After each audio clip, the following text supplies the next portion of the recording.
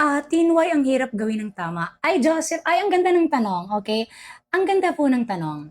Basahin natin Romans chapter 7. Ang ganda ng tanong, guys. Joseph, salamat sa ano mo ha, sa tanong mo. Pakinggan natin to, okay? Romans chapter 7. Naalala ko yung tanong mo. Ito yung naalala ko agad nung nagtanong ka. Sabi dito,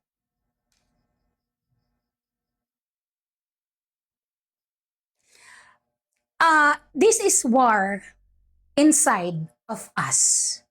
Laban sa ating sarili. So ang kaaway mo ay hindi ibang tao. This is war inside of us. Kaya ang hirap gawin ng tama. Pakinggan nyo to ha, pakinggan nyo. Verse 14, okay? 14 to 18. We know that the law is spiritual, but I am not. I am so human. Sin rules me as it were its slave. I don't understand why I act the way I do. I don't do good I want to do. And I do evil I hate. And if I don't want to do what I want to do, that means I agree that the law is good. Ano pong ibig sabihin? Ang salita ng Diyos ay mabuti. Kaya ayaw mong sundin kung ano yung makakabuti. Anong pakinggan nyo ha? If I don't want to do what I do, that means that I agree that the law is good. Ayaw mong gawin ng mabuti. Kasi ang sinasabi ng salita ng Diyos ay mabuti. Hindi mo maintindihan kung bakit ayaw mong gumawa ng mabuti. I don't do what I want to do. I do what I hate, evil. Bakit ang ginagawa ko ay kasamaan? Bakit ang ginagawa ko ay sin? Bakit ako nagsisin? Bakit ako puro kasalanan? And I hate this. So, ibig sabihin, nag-a-agree ka sa pagmamahal ng Panginoon that His Word is good. Kasi hindi mo maintindihan kung bakit ang hirap gumawa ng tama. Kasi nasaan tayo? Sinful nature. There is two. Kung ikaw ay na-born again, okay? Kung ikaw ay na-born again, there is two na nag-aaway sa loob mo. Kung ikaw ay na-born again sa Panginoon, okay? Ang nangyayari sa iyong isipan, may takot at respeto sa Panginoon. Pero may isa pang batas na lumalakad sa iyong katawan. Ito ay batas ng kasalanan.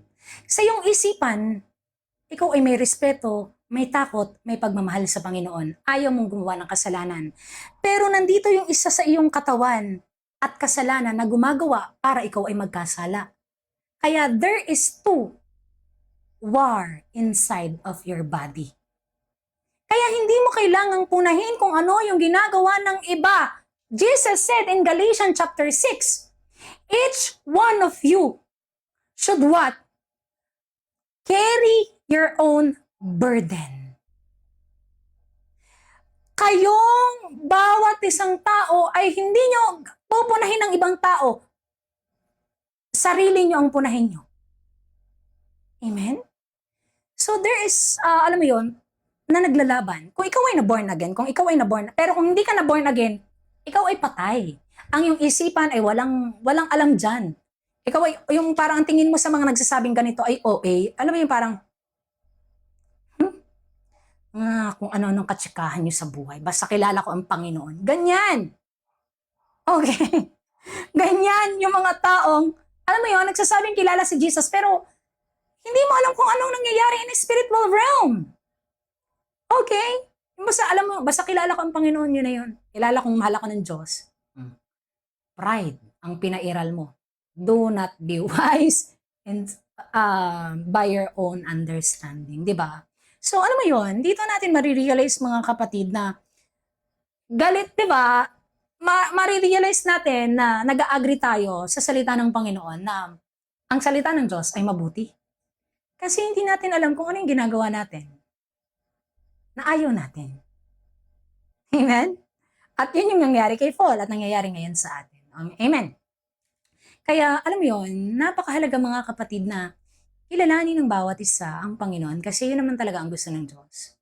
Actually, yung mercy at tawa ng Panginoon ay talagang ibinibigay na sa tao sa mga huling araw bago siya bumalik. Okay? So, yun ang kailangan ng bawat isa.